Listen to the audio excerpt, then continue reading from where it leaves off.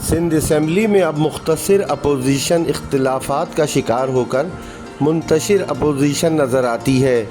इसे सिंध के अवाम की बदकिस्मती कहें या अपोजिशन की नाअहली। अपोजिशन जमातें चाहते हुए भी सिंध असम्बली का इजलास नहीं बुला सकती।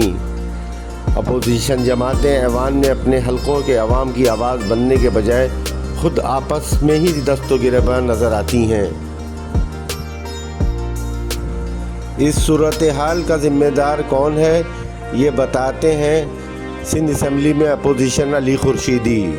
देखिए, मैंने इस मसले पर देखिए, हुकूमत तो नहीं चाहेगी कि इजलास हो। हम तो चाह रहे थे कि प्री बजट डिस्कशन भी हो, बजट लगने वाला है, प्री बजट डिस्कशन भी हो। हुकूमत की तो इंटेंशन नहीं नज़र आ रही कि इसमें इजलास बुलाया जाएगा।